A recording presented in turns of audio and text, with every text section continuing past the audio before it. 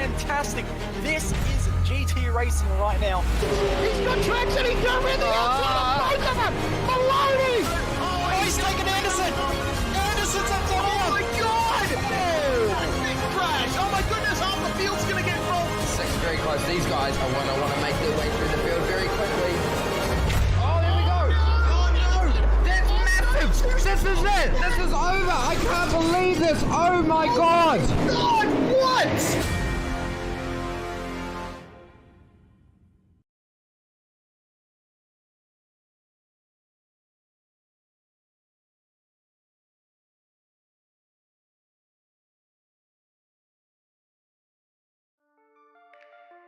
No time like the present. Round 3.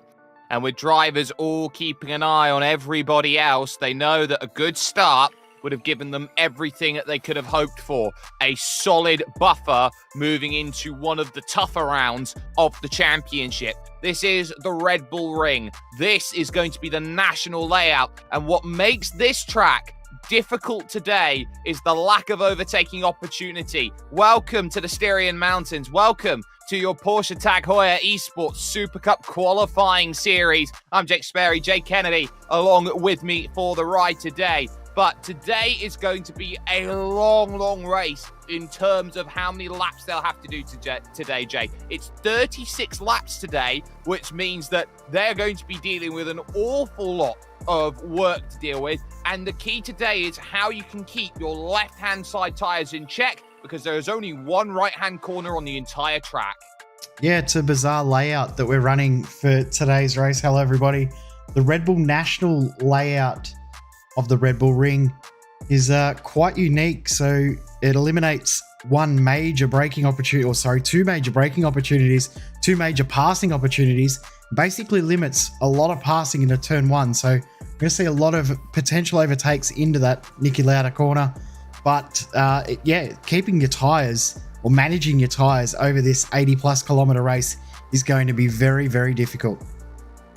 It absolutely is, and all these drivers will understand that you've got to keep the tyres cool and you've got to keep your head cool as well, because it's going to feel very much like a touring car style race, a pack mentality, as drivers go around and try and pick up the times on this 6-turn track, which first opened in 1969, reopened in the early 2010s, I do believe, and then became an incredible track nevertheless. But qualifying has currently got itself underway. Today they'll be running 36 laps. It'll be about 84 kilometers, 52 miles. No pit stop required today in terms of time. So keep an eye out on these drivers that are trying to get everything that they can ready and sorted. And most of the drivers already have put their times in on the board. And I think it's a very telling fact. Andre Melcher's out there right now for the R8G Esports team, going very wide through the final corner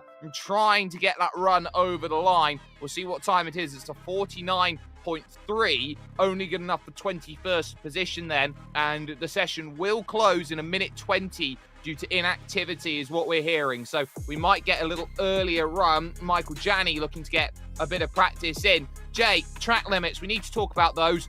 They are very tight here around this track. 100% they are. It's going to be very interesting to see how much these track limits are pushed and how difficult it is for drivers to maintain themselves within the limits. We've seen a lot of controversy around track limits over the last couple of weeks, so I'm sure a lot of drivers are going to be on their toes. But this corner here is one of the most difficult because it does draw you in. You know you can go that little bit further than through that final corner. You want to cut it as much as you can, run as far wide as you can. But there's such a fine line between too much and not quite enough. Certainly is, and that time there from Michael Janney, a 49.2, definitely getting some practice times in and making sure that they'll work out nicely. But I tell you what, it is as tight can get up top of the timing stands, and with everybody pretty much done in terms of their qualifying efforts. You can see 36 laps once again, and there is that rampaging bull. And it hasn't yet been announced, but it's pretty much all but announced due to documents here, there, and everywhere, Jay. I believe it was from Morocco, the Red Bull partnership with Porsche moving into Formula One. yeah, not 100% confirmed, but all but done. And it's very, very exciting to hear their involvement in even more racing, because we know how big a name they are around the world in motorsport. So starting grid is settled and done. We can run through it now.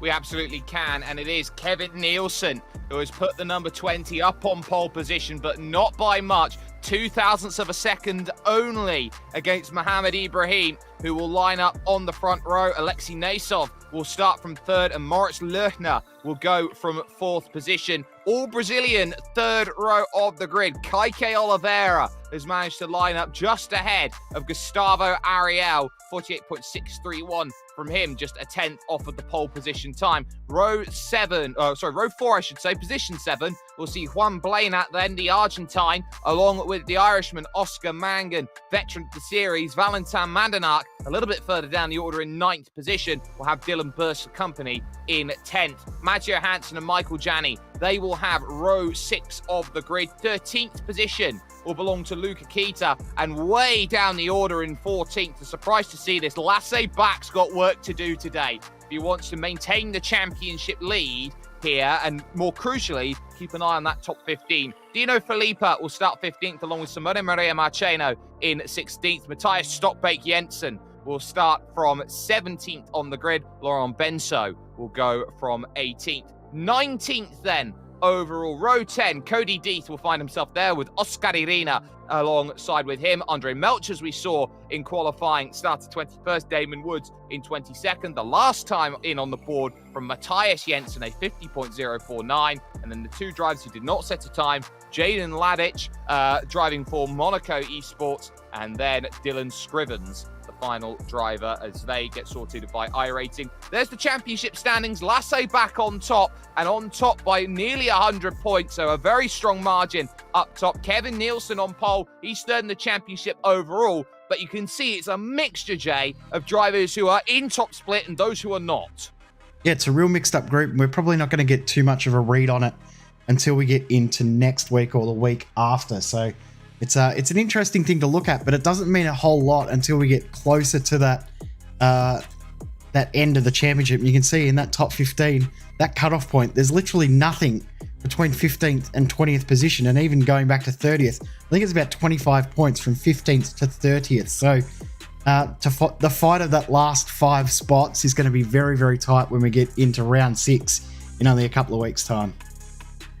6 points, splitting 6 places. Gustavo Ariel, Rupe Okutsi Kurkipa, Jacob Toss, Roger Fjellstad Christiansen, Oscar Mangan, and David Boska. That is an absolutely brilliant battle at the moment after just 2 rounds, and there are certain drivers who will be keeping an eye out on what they need to do. They have 2 minutes to grid themselves up. Those 2 minutes down to under 20 seconds here in the brand new Porsche 911 992 spec.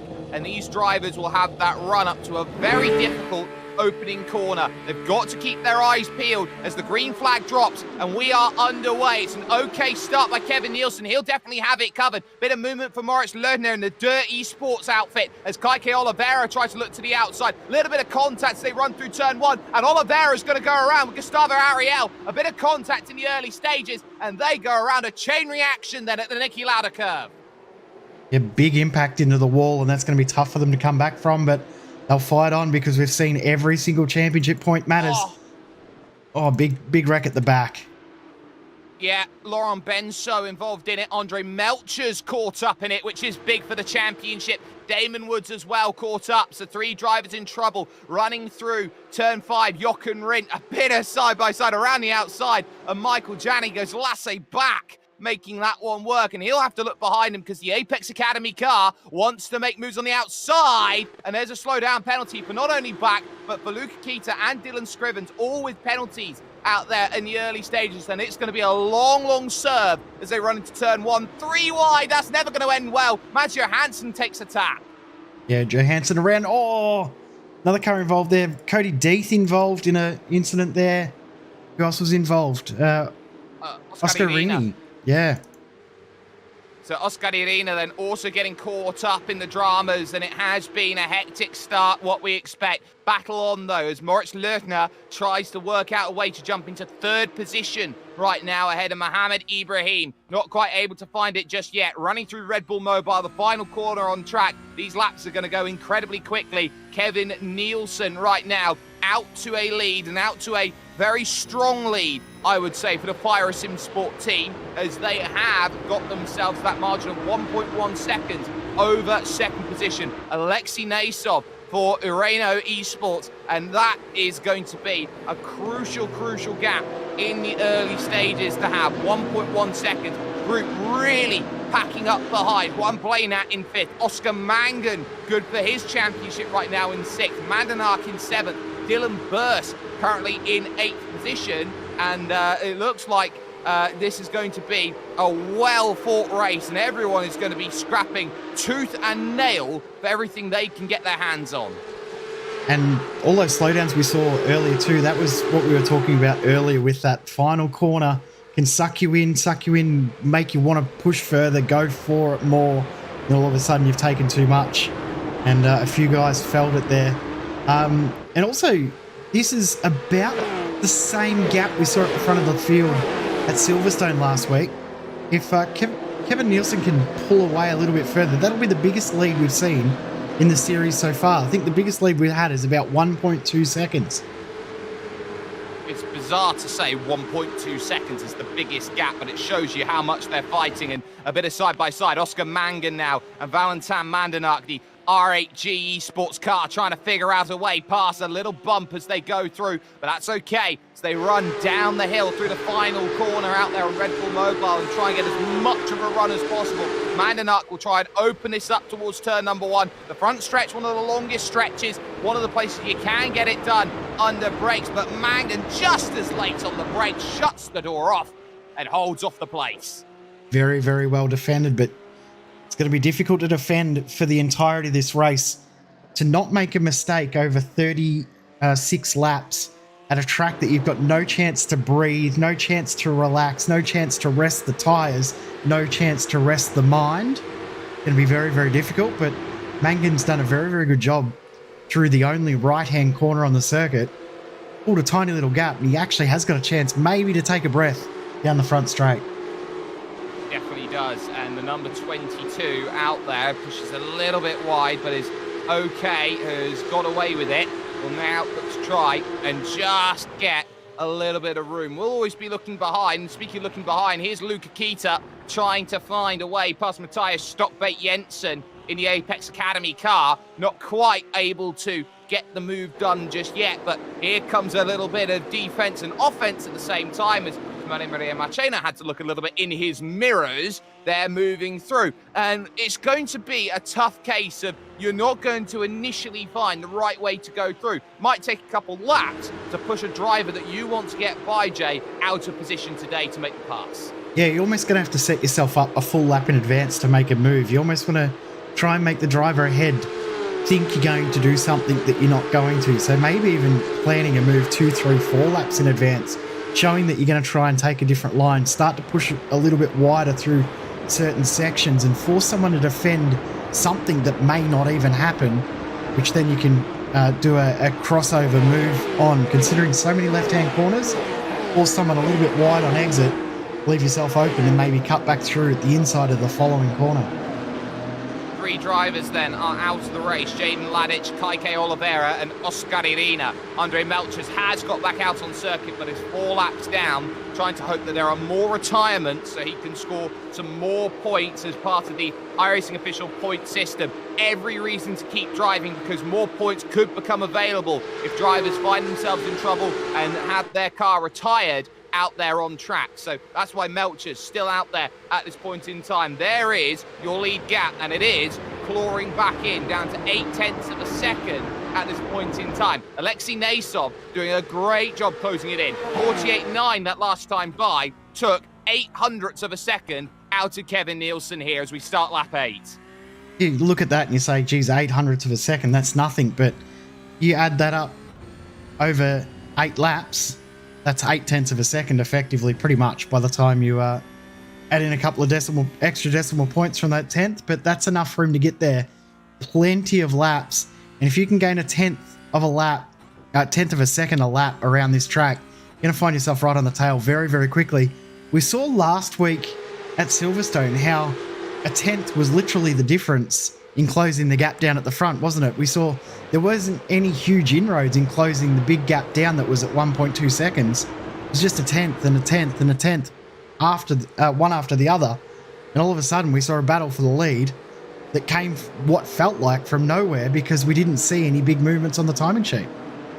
Exactly. And with drivers just slowly finding that increment, gaining that time, they're doing a very, very good job at closing down these gaps and making this race happen. Oscar Mangan is starting to lose the back of Juan Blanat as we look a little bit further back. And there is the view from the rear of Oscar Mangan, seeing the R8G car, which he has done for the majority of this race, of Valentin Mandanac, who is second in the championship right behind him. He knows that he has got a very tough challenge on his shoulders. And again, Mandanac gets close, moves into the mirror, can't quite find the pass at turn one, just peeking to see whether a braking point might be missed or not. And they have to be so careful on the exit as well. Yes, they can straddle that anti-cut curve on the outside, but here comes Mandanac with a big lunge down to the inside then here at turn two. And you know what? He's going to get the move done as well. Beautiful pass there by Mandanac, and that was set up from that little fake he made at turn one. It was just enough for Oscar Mangan to watch in the mirrors, maybe miss the braking marker by maybe 1 or 2 meters, but that was just enough for him to force a little bit too wide and straddle that curve a little bit more aggressive than he would have liked on exit of turn one. And beautiful driving there from Mandanac. The only issue he's got is that Oscar Mangan could come back through here. He could, and he's got to be alert because he's got to stay with the driver in front of them, Juan Blanat, who is there in 5th position. That gap is 1.1 seconds and is pretty much paramount now for Mandanac's race. If he wants to hold on to 6th place, he has got to stay within range of that car in front. And this train, by the way, goes all the way back to 13th position where Luke Keita is, and just behind him, Keita's desperately trying to keep the gap away at 1.3 seconds to miss the championship leader, number 6, Lasse back. And we saw lap 1, Lasse made up, 6-7 positions, was up into around 8th position, but got that slowdown penalty for being a little bit too aggressive through the final corner.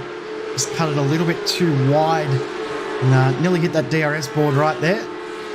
And he's done a bit better job this time, but that's a huge penalty that he got because he was right up there to steal what would have been huge points, especially from where he started, and may bring him back down in regards to the championship. He could close that gap down. I mean, at the moment, he's looking pretty safe and sound for making it into that top 15, but you don't have too many bad results. Top 10 each round should be enough, but you never know what could happen in this series. You never know who's going to turn up in this series at what point in time. That's going to be another thing to keep in mind. All of these drivers in this field, Jay, with the exception of, I believe, number 25 out there in Juan Blanat, are all over that 8,000 iRating threshold. So that means that you need 8,000 iRating to jump in and even be in top split, which is where some of the most competitive racing is happening over the course of this season. And you can see just how close Luke Keita in the Urano car is getting to the back of Matthias Stockbait Jensen. And Stockbait Jensen, last time out at Silverstone, had an absolutely incredible run of things. He did. He made some beautiful passes and he was very, very good on the defense as well. And he's doing a great job of being attacking while defending at the same time. At the moment, he's just letting Simone Maria Marcheno know that he's there and doing enough in his mirrors to potentially force a mistake. But Simone doesn't look too phased by that. He had an absolute shocker, was the only car to DNF in the first half of the race last round. So he's looking for a bit of redemption. And Dino Filippa just ahead. He's starting to feel a bit of pressure from Simone on his tail. Certainly does. And for Dino, number 17, he'll be certainly looking behind him, trying to figure out, okay, where can I defend? But on top of that, he'll be looking at Michael Janney just in front and saying, that's going to be helpful if I can stay within the slipstream and not have to worry too much. This is where the best defense you feel, if you're in a pack like this, there aren't many great places to go out and attack over such a short lap, just a 2.34 kilometer circuit. Sometimes offense is the best defense here in this sort of scenario. Yeah, I think that's the best way to go about it. Not even worry about what's happening behind you. Worry about another car if they've actually got alongside you, because they're going to have to force their way through to make a move. They've also got to want to make sure that if they're going to make a move, they make it stick. If the move doesn't stick or isn't going to stick, they don't want to try and make it, because they could also find themselves dropping positions. Nobody wants to drop positions. You don't want to make a move if it's not going to work 100% as well. Speaking here of not wanting to drop positions, the front four have broken away from 5th position and Juan Blanat. It's not the fact that the top four have been going any quicker so far in this race, Jay. It's the simple fact that Juan Blanat can't find the consistency. His lap times are in the 49.1s. His last 3 lap times, 49.2, 49.2, 49.1. Behind him, 49 flats all the way for Valentin Madanak. That's why he's been caught.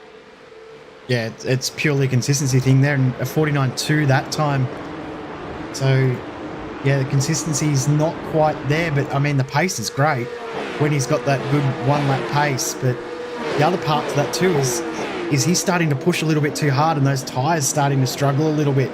Is he struggling with making these left-hand side tyres work as well as they should be, and they're not at their optimal, or wanting them at the optimal point that he is hoping they would be at. So interesting to think about. But if we see the pace drop off a lot more over the next couple of laps, I would say that this is maybe tyre life as much as anything else.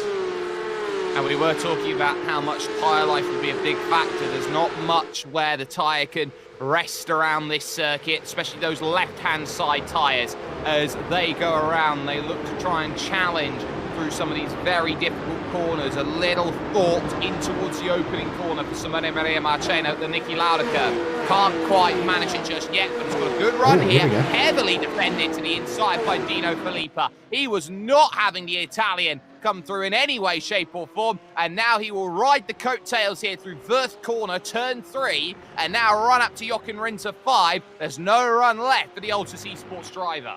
And he's probably got to be careful now of Esteban Jensen just behind. Maybe close enough to get a move done just from that little bit of a defense from the 17. Now forced Marcheno's offense now into a forced defense, maybe.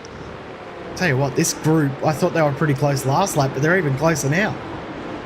They absolutely are, in towards the Niki Lauda curve once again. How aggressive do you want to be on the exit? Bit of curve from Dino Filippa, but I think he's got just a smidgen more of a gap this time, where Simone can't make a look to the inside. And behind him, Stockmate Jensen, Luke Kita, Lasse Backers, who latched onto the rear. Gustavo Ariel is also trying to stay on board. And remember, Ariel spun on the opening lap, and he might have a sniff, potentially, of a top 10.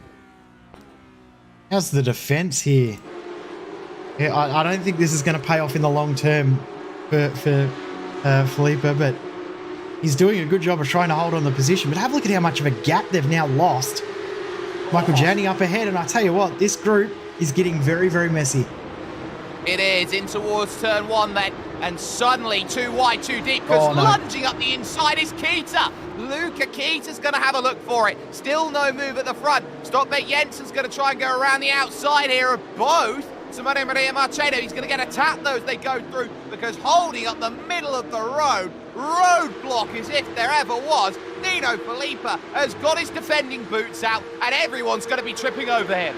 Didn't realise that this car was as wide as it is. He's got the elbows out. The mirrors are all the way across. Oh, a little bit of contact, but they're all going to continue on. Stockmate Jensen takes the tap from Simone Maria Marchena, who had to grab about 3 times to keep the car pointed in a straight line. Slipping through is Luca Kita, and all the way to the pit wall goes Simone Maria Marchena. He looks for the move down the inside to maintain his position, and he's going to manage it with a block pass. Great move. Here comes the fire car of the championship leader. All of a sudden, it is hotting up in the mid-pack. What a fight this is, and you know, he'll be looking in the mirror thinking, wow, I've actually got a chance to breathe for a second. But this pack's coming for him, and coming for him very, very quickly. Better take his breaths now, because they will be there in a lap or a lap and a half.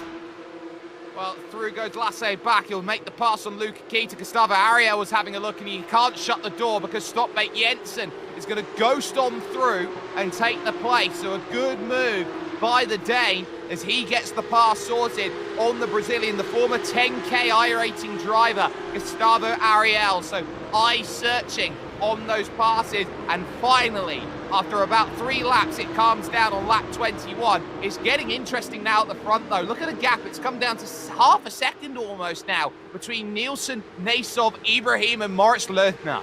It was out to 1.1 as well, not that long ago. So yeah, that front group is closing up. And that 5th on back group is starting to close as well. So we saw that we had groups of 2, groups of 3 last week. We got groups of 4 this week. We got 4-car group, then a 4-car group, then 1 car by itself, and then a 6-car group. So it's getting very messy. Oh, and then there's another 3-car group behind that. So it's incredible racing in this series. And this is just the qualifying series. What's the main event going to be like later in the year or early next year?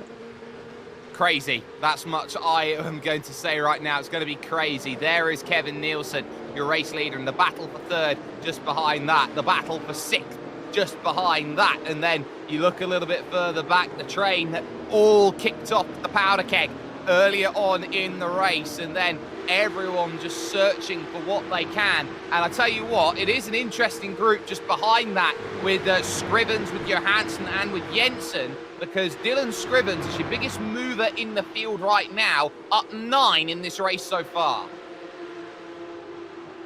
Yeah, started 25th, up into 16th. It's going to be a bit tough for him to gain too many more at this present stage, but with the way that some of these battles are going on ahead, he could quite easily find himself up 12, 13 positions from where he started, because you feel like something is going to end in tears as Marcheno, I think he might have finally got it done. Yeah, Philippe is on the wrong side of the road here, and through will try and go Lasse back, trying to pick this move up on the inside. It's a switchback. Look at them, nothing between them as they ride into Verth corner. Back, slots back into line, and he'll have to look away. Now, Dino Filippo, in terms of losing that, just effectively just didn't have the run. And Simone Maria Marcheno did into turn 1. That's where the pass was made, and the group will start to close up again. Back and Kita and Stockbait Jensen and Gustavo Ariel, they all want to get through, and they're all hungry for points. All are definitely hungry for points, hungry for positions. The other thing they're wanting to make sure doesn't happen is Simone Maria Marcheno driving off down the road while they can't get past. They want to make sure that they get past soon as possible and stick with Marcheno as he drives away, because he's got a little bit more pace than we've seen from Dino Filippo. But tell you what, it doesn't look like they're going to be able to get through. And have a look at that. He's already out to 7/10 advantage. So Marcheno has just broken away from this group, and he may not get caught. Shows you how much he was bottled up in the early stages then of this race, and had a lot of work to do over the final 13 laps then, as 12 laps now as they cross the line. Lasse back knows he's got work to do if he wants to try and get by Filippo out there on circuit. So he's going to try and figure out, can I get the pass done into turn number 1? The traffic stays out of the way. He'll lunge to the inside. Doors left wide open, and he's going to force him out wide as well. And suddenly, 2 tyres thrown in the grass, nowhere to go. He's going to lose position. Luca Kita, nowhere to go on that moment. So tried to go to the inside. There was nowhere really to go. The door slammed shut on him. Black flag. Jensen couldn't find the pass. You know, Filippo's now been given a black flag for exceeding the incident limit as well. Oh, wow. So his defense has been way too aggressive, and he's been off the track way too many times. He's going to have to come into the pit, serve a drive-through penalty. It's going to throw him all the way back. So is he going to be sporting and let these guys through, because he's going to have to give up the spot one way or another? Can't fight that penalty because it's an automated one. So it's 100% accurate because it's real.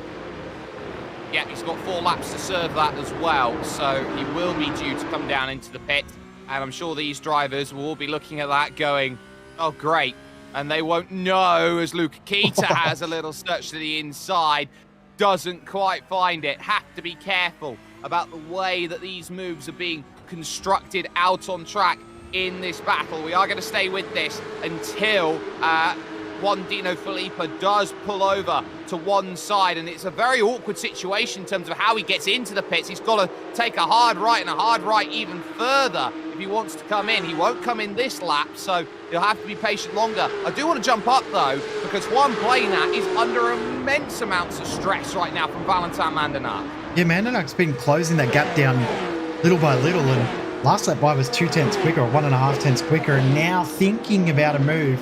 Had nowhere to go but to go around the outside, but I think that little look around the outside was more, hey, I'm here, watch your back, I'm coming for you, rather than actually attempting a pass. Felipe's just given up a couple of spots. Yeah, I think he knows he's going to have to come in this time. He's got Ariel behind, Scrivens has just jumped on Maggio Hansen, Matthias Jensen's trying to hold on to this group as well, but still, the battles are there, and it's an awkward position. Felipe takes a very big line to the inside because he's going to have to dive into the pit and serve that penalty, and he'll have to. 17 instant points is a drive-through penalty, so he'll take the drive-through right now, and then anything on top of that, if he finds another 8 instant points here, Jay, his race is over. Yeah, no, I'll tell you what, the way that he was driving that first little phase, it wouldn't be too hard for him to exceed that limit, so he'll have to be careful in how he drives over the next 9 laps. 9 laps will go by very quick, only around about 7 minutes of racing. It's incredible how short this circuit is. Not only how short it is, but how fast it is for such a short circuit as well. 48-second, 49-second lap times. I know, it's not really many places where you've got a heavy braking zone. Turn 1, maybe turn 2, but there's no quote-unquote hairpins to deal with as they go through. Looking from the back then of Juan Blanat, who finds himself in 5th position right now, knows Valentin Mandenac is there, and Mandenac's going to make a real dent in Lasse Bach's point total right now. Not much of one, but it's going to be enough for him to close up. I would suggest at this point, the way the strength of fields have worked, all the way right back up to almost level pegging. Yeah, it won't be too far away. I mean, he won't probably take the lead in the championship fight, but he'll definitely be right there saying, hey, I'm in this fight for the overall. I don't think they'll be too stressed about the overall, though. I think they're just looking at consolidating points and trying to take as many as they can in their opportunities that they're given, and want to make sure they make that final 15 come 3 weeks' time. There's only 3 weeks left after this one. We're already halfway through the championship when this race ends.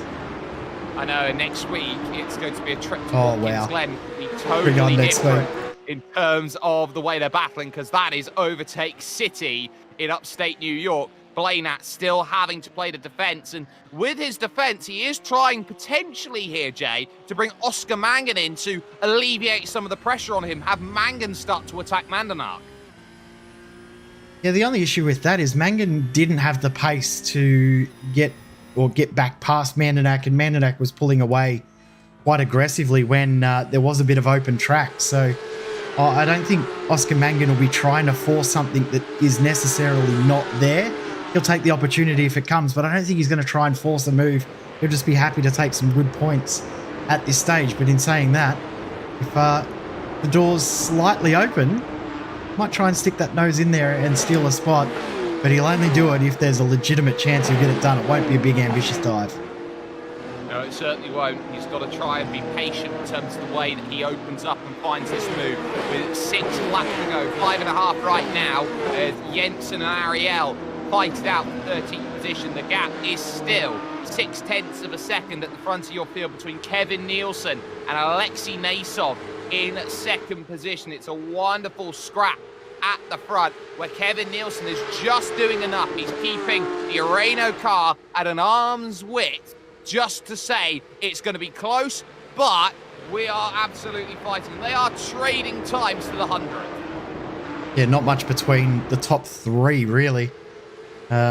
Ibrahim also very, very close. So something's just happened to Simone Marcheno. I think he's had a slowdown penalty out of the final corner. He's given up a spot, and have a look at that. He's back in that group again.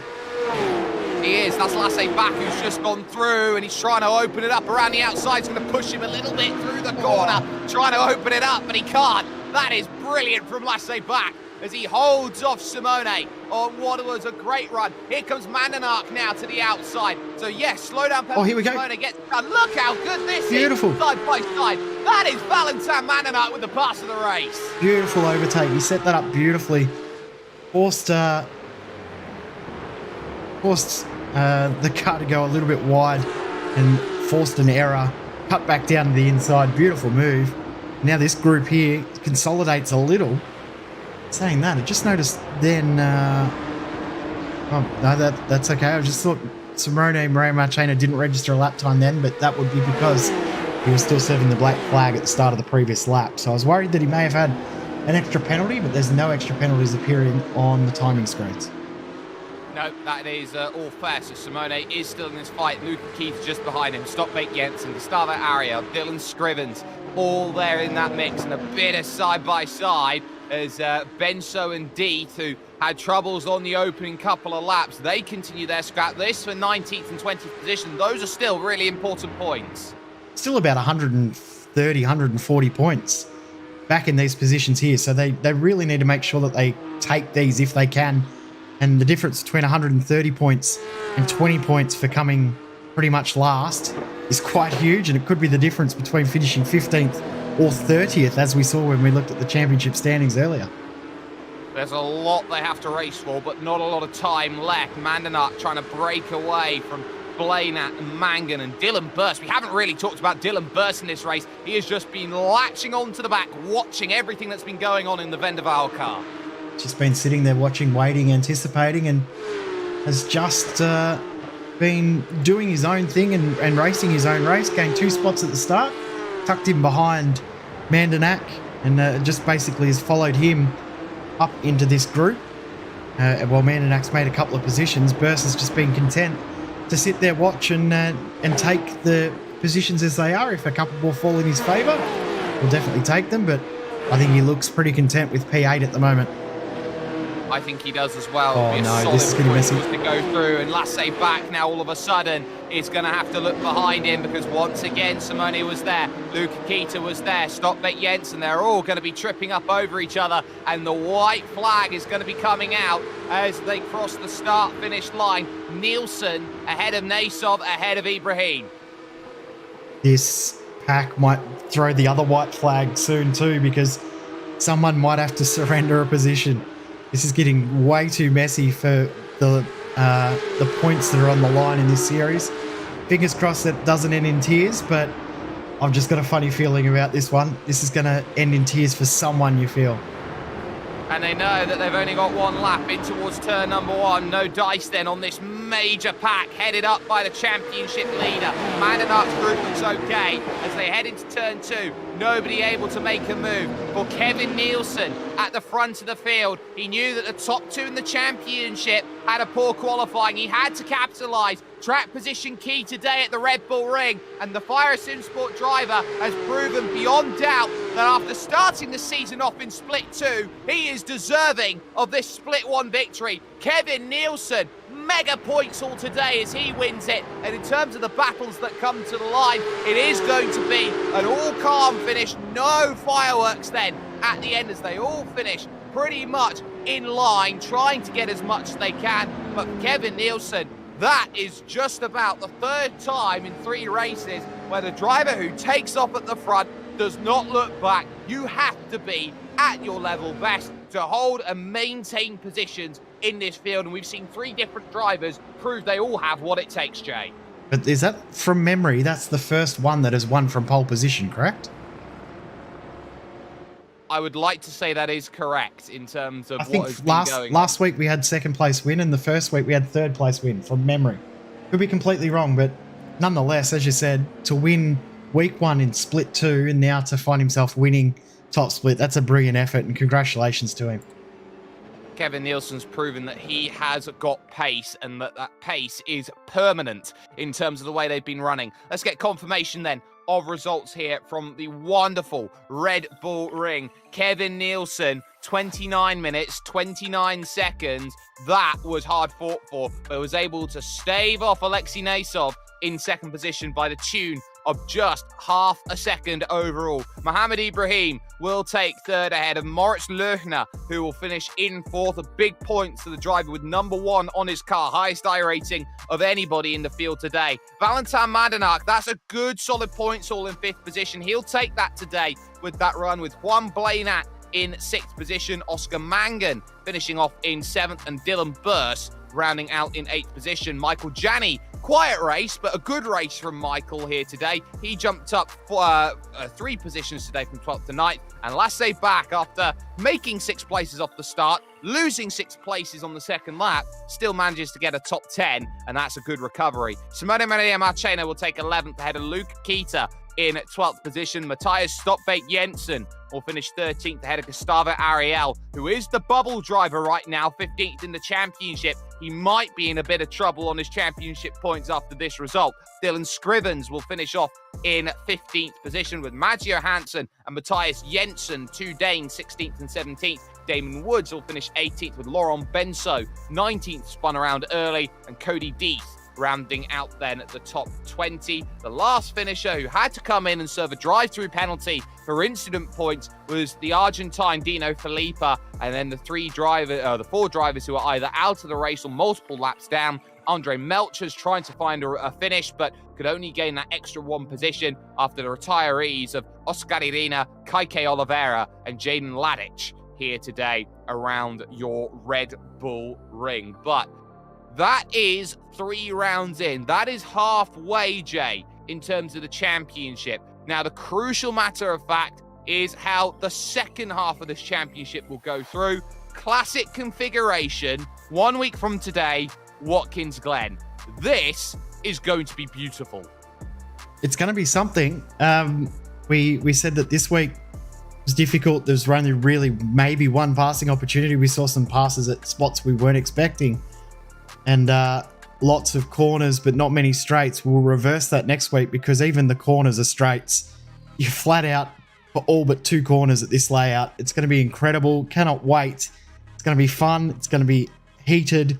There's going to be some bruised egos. Bring it on.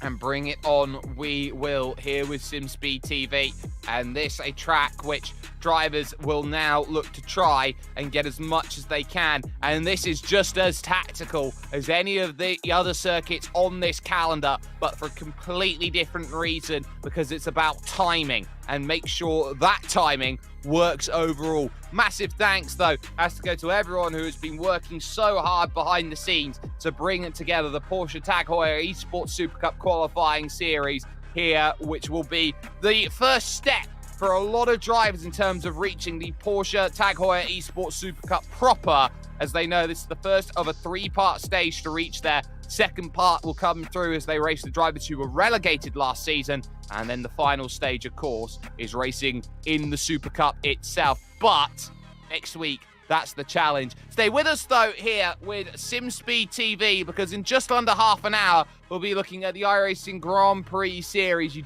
do not want to miss that at all. But in terms of the Porsche Tag Heuer Esports Supercup qualifying series, it has been a case of from second split to the top of the top. Kevin Nielsen is staking his claim that he is one of the best drivers, and Fire, in terms of winning 2 races of the top 3, they are on fire. This is your chance to get behind the wheel. The opportunity to race just like the pros.